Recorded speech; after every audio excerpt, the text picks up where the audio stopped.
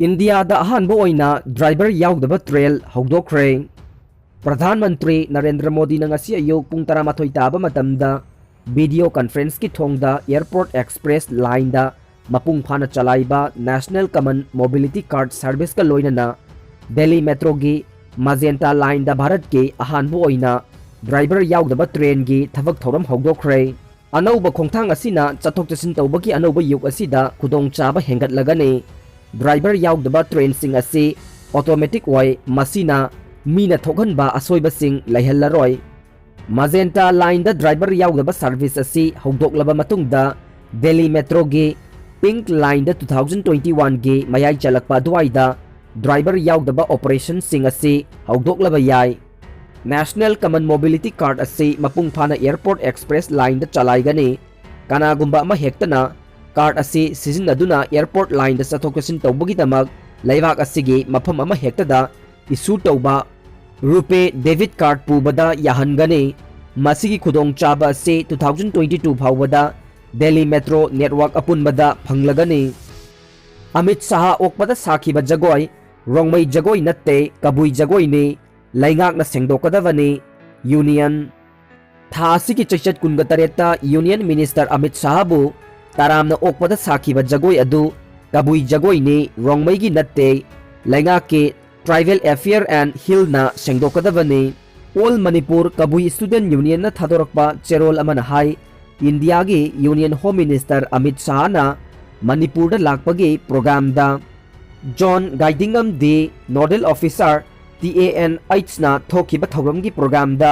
कबुई की प्रोग्राम याउखिदे अदुबु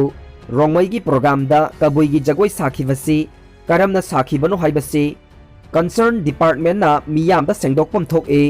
जगोई अदु रोंगमई डांस हाइखिबा अदु कबुई डांस हाइगदबने सारिबा जगोई अदु कबुई सिंगिने। कबुई सिंगना साखिबनी अदुबु करिगे रोंगमई डांस हाइरिबनो तौरिबा थौंग असी कबुई फुरुपु थवोइना नमथनबा सिनबनी हाइना लौरोइदबगी मरम लैते। कबुई मपु मबेनगे लाइनिंग लाइसोल चटनबी नाकना चाउथोकना हिंगलिबा फुरुपनी मिटोप की लाइनिंग चटख्रबा कबुईदगे लापथोखख्रबा सिंगना मखा ताना कबुईगी नाट अमसुंग कस्टम की थौरमदा खुद थिंजिनफम थोकते। स्टेट की थाकता सेम्बा कल्चरल प्रोग्राम दा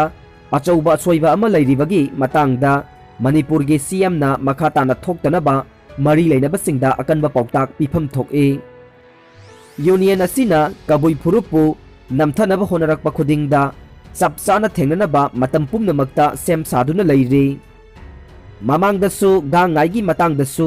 थौदोक थोखिबा लैख्रे। मरी लेनबा अथॉरिटी ना रोंगमईगे फेवर तौरिबा ऑफिसर अदुगी मथक्ता एक्शन लौखटपम थोई हाइना चेरोल असिना फोंदोरकले।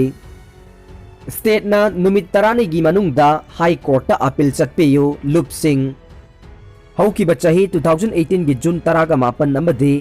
कुंदा autonomous district council ADC Chandel की चेयरमैन ओइरंबा लुखोसै जौगे लंफेलदा लैबा ऑफिशियल VIP क्वार्टर दगे यामलबा लुपा करोड़ कुनगा तरेट हेनबगे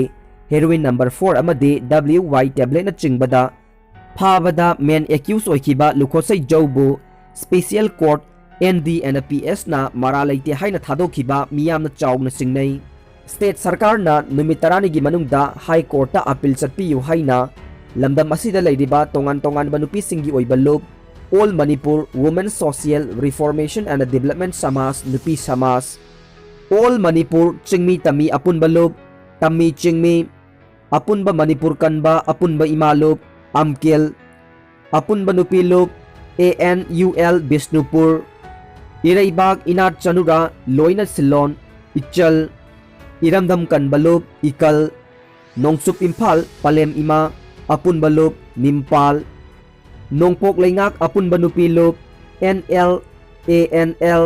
Thoubal district united women's development organisation Thoubal इमा अमदि women's association for socio economic development WASDEB गे लुचिंगबे इमा सिंगना पुन्ना सरुक यादुना मणिपुर प्रेस क्लब ता ngasi pangthokiba paumi-singa unaba amada phongdokre। paugi mifam aduda machin chatpe ima amana haikibada case asigi investigating officer hanjin sindokpa drug fabada achouba thodang laukiba narcotic affairs of border ge additional superintendent of police पु मरम चादना transfer तौबा NDNPS की just तोइना सिंदोकपा मतम अदुगी Imphal west की SP ओइरंबा अमदी सीनियर एडवोकेट अमगना केस असिगी चार्ज शीट सेमदोकनबा होनखिबा लैबाक वाथोक ओइरखिबा अमदी फागतखिबा ड्रग अदुगी सैंपल नापकी बाराखानादगी मांगखिबगी वाथोक कया असिना केस असी अचुंबा वायल फंगनी हाइबसी मियामना थाजबा वातुना लाखिबनी महाकना मखा तारिबदि चिंगदबा कया लैरबा केस असी हौखिबा डिसेंबर तांग 13 स्पेशल कोर्ट NDNPS मणिपुर की ऑर्डर अमना लुखोसै जौ यावना मियोय 8 मारा लैते हाइना थादोखरगा लुखोसै जौ की ड्राइवर ओइबा मियोय अमा लोइनना चही 19 दंगाइदिबा नुपा मचा अनिबु मारा लैरे हाइना कन्विक्शन ताहनबा सिदि थिंगेलदा ताइनबा ngamdraga नासिखोंदा ताइनबनी हाइना लौवे हंगबा यारिबा वाहंगदे अदुक यामलबा लुपा करोड़ 19 की ड्रग सिंग अदुबु मारा लैरे हाइना कन्विक्शन तारबा मियोय अनि अदुगिनी हाइबदा मियामना थाजगदरा मसागी ऑफिशियल क्वार्टर दगी फागतखिबा ड्रग पु मसागी नते हाइबदा स्टेट गवर्नमेंट असिना प्रूफ तौबा ngamdribase इन्वेस्टिगेशन अमदि प्रोसिक्यूशन दा असोइबा लैते हाइना लौगदौरिब्रा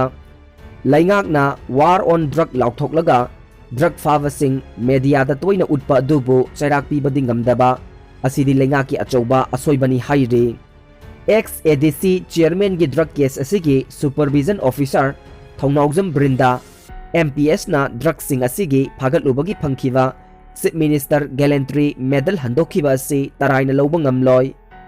गैलेंट्री हंदोखिबा असिगी नुंगदा वाहनथोक यामना लैरमगनी हाइरे इमा लुप सिंग अमदि सिविल सोसाइटी ऑर्गेनाइजेशन कयाना सही कयादगी लाउदुना लाकपा मयाई कावा चिंजाक ललोनबा थिंगु अमसुंग मयाई कावा चिंजाकतगी मणिपुर खुनाई कल्लू हाइबा मियामगी खोलाव अदु ngasi उत्तगी हाइबगा चप मानरे केस असिगी मतंगदा मियामना चममनरिबा से कोकनबा नुमित 10 की मनुंगदा हाई कोर्ट अपील चटपीदुना नौना थिजनहनबियु अमदे वायल चथहनबियु मियाम की इहुल खंगना लैंगाक असिना थबक पाइखतपियु मधु नत्रबदे लैबाकी अकनबा इहौ लाकपा याई हाइखि इंडिया की रिकवरी रेट 9.9 यौरे मणिपुर की चादा 9.2 ओइरी इंडिया हौखिबा पुंग 20 असिदा कोविड-19 लाइचत असिगी फिबम फगलतुना